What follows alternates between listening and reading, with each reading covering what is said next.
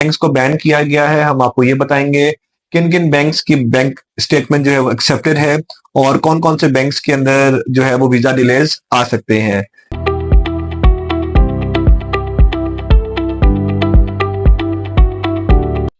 जी अस्सलाम वालेकुम, this is Fahad, founder and CEO of BMR consultants. तो आज का टॉपिक है अबाउट द बैंक स्टेटमेंट्स के जो बैंक स्टेटमेंट बारे में जो खबरें सर्कुलेट कर रही हैं in the students and in the market कि कौन कौन से बैंक्स को बैन किया गया है, हम आपको ये बताएंगे किन किन बैंक्स की बैंक स्टेटमेंट जो है वो एक्सेप्टेड है और कौन कौन से बैंक्स के अंदर जो है वो वीजा डिलेज आ सकते हैं। So let's start. तो जिस तरह के थोड़े दिनों पहले इशू आया कि जिसमें उन्होंने अलाइड बैंक, यूबीएल बैंक और अपना बहुत सारे एक दो और बैंक, फैसल बैंक, जिनका नाम कुछ लिस्ट आई और स्टूडेंट्स ने ईमेल शेयर की कि जी बैन हो गए हैं, अब इनकी बैंक स्टेटमेंट नहीं एक्सेप्ट हो रही। तो देखिए ये दो चीजें हैं। एक है कि कुछ यूनिवर्सिटीज जिस तरह के for example Glasgow Caledonian university है, उसने 3 बैंक्स की बैंक स्टेटमेंट लेना बंद कर दी है, जिसके अंदर एमसीबी बैंक है, अलाइड बैंक है और यूबीएल बैंक है। तो अब ये यूनिवर्सिटी की अपनी डिस्क्रिप्शन है कि वो बैंक को एक्सेप्ट करती है या नहीं करती, लेकिन एट दिस टाइम यूकेवीआई ने कोई बैंक को बैन नहीं किया, क्योंकि जो फेक बैंक स्टेटमेंट्स प्रोवाइड की जा रही हैं, मुख्तलिफ लोगों की तरफ से प्रोवाइड की जा रही हैं, इसमें बैंक का कोई कसूर नहीं है। और ये सारे बैंक बड़े बैंक हैं, मल्टीनेशनल बैंक्स हैं और नेशनल लेवल पे बैंक्स हैं, इनमें इस तरह की चीजें नहीं होती। दूसरी चीज ये है कि आपको परेशान होने की जरूरत नहीं है। अब इस वक्त जो स्टूडेंट्स हैं वो 2 से 3 तरह के स्टूडेंट्स हैं जिनको इश्यूज आ रहे हैं। कुछ वो स्टूडेंट्स हैं जिन्होंने अभी अपना बैंक स्टेटमेंट का सारा प्रोसेस स्टार्ट करना है, उन्होंने अपने फंड्स को अवेलेबल करना है। फिर कुछ वो स्टूडेंट्स हैं जो कि कैश के स्टेज के ऊपर हैं और थर्ड वो स्टूडेंट्स हैं जो कि कैश अप्लाई करना चाह रहे हैं। सो फॉर दैट रीजन इस वक्त यूकेवीआई ने आज से कुछ 3-4 महीने पहले एक डॉक्यूमेंट पब्लिश किया था, जिसके अंदर उन्होंने percentage of fake documentation, fake bank statement बताई थी, जिसके अंदर एमसीबी, फैसल, अलाइड, ये सारे बैंक्स जो हैं वो उन्होंने मेंशन किए थे कि इतने इतने परसेंट सब जो बैंक स्टेटमेंट्स हैं ये फेक आ रही हैं। लेकिन अगेन अपार्ट फ्रॉम दैट कि इसमें बैंक्स का कोई किरदार नहीं है।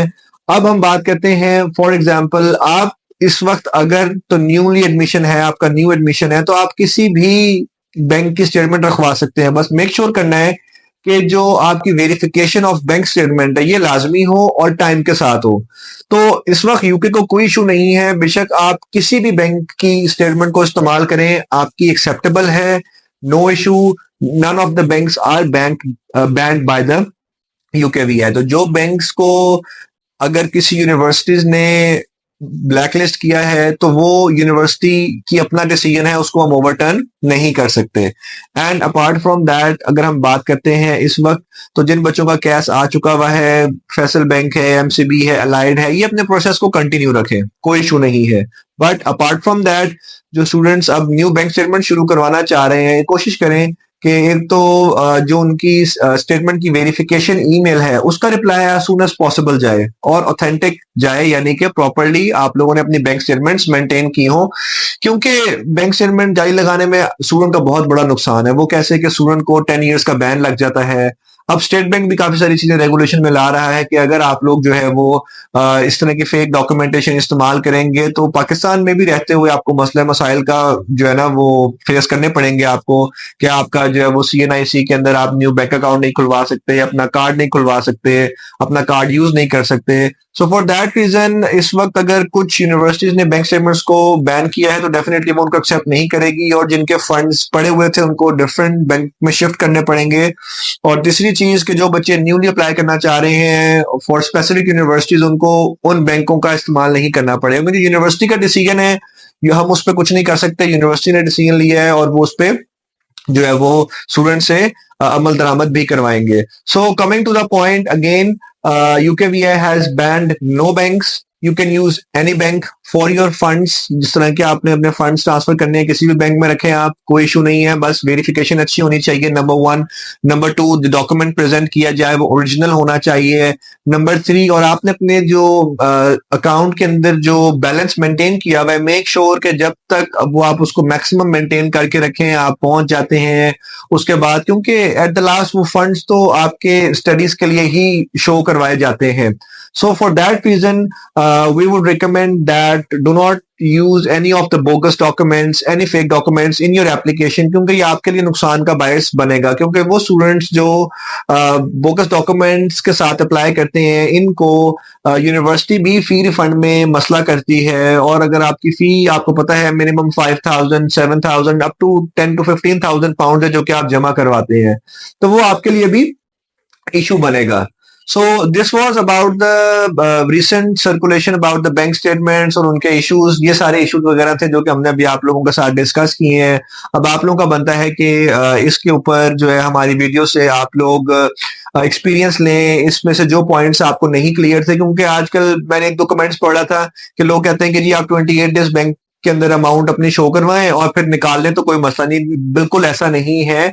28 days is the maturity time of your bank statement. जब 28 डेज की आप बैंक स्टेटमेंट मेच्योर हो गई, उसके बाद आपने वीजा फाइल किया, फिर वीजा आया, अगर आपको जरूरत पड़ती भी है फंड्स विड्रॉ करवाने की तो आफ्टर योर वीजा आप फंड्स विड्रॉ करवा सकते हैं, उससे पहले बिल्कुल भी नहीं। क्योंकि यूकेवीआई की जो वेरिफिकेशन है वो उसमें आपका बैंक स्टेटमेंट के बारे में सारा कुछ उसकी चीजें वगैरह पूछते हैं बैंक से, और जब तक बैंक उसका पॉजिटिव रिप्लाई नहीं करेगा आप अपनी वीजा फाइल में सक्सेस नहीं ले पाएंगे। सो फॉर दैट रीजन आप स्टूडेंट्स को इस वक्त चाहिए कि बहुत एहतियात करें। और इसमें पाकिस्तान का इमेज भी खराब होता है कि जब हम जैसे जो है वो हमारे जो स्टूडेंट्स हैं वो बोगस डॉक्यूमेंट्स का इस्तेमाल करते हैं, और जो भी लोग ये बैंक स्टेटमेंट्स को एडिट करके यूनिवर्सिटीज को भेजते हैं और आगे फिर उस पर करते हैं काम। So that is a major issue at the moment. So keeping in view all the points which I have discussed, please refrain from doing such things and कोशिश करें ताकि आप भी हैप्पीली और आपके बाद भी जो आने वाले स्टूडेंट्स हैं वो हैप्पीली यूके में अपनी पढ़ाई करने जा सकें। Thank you very much, have a nice day.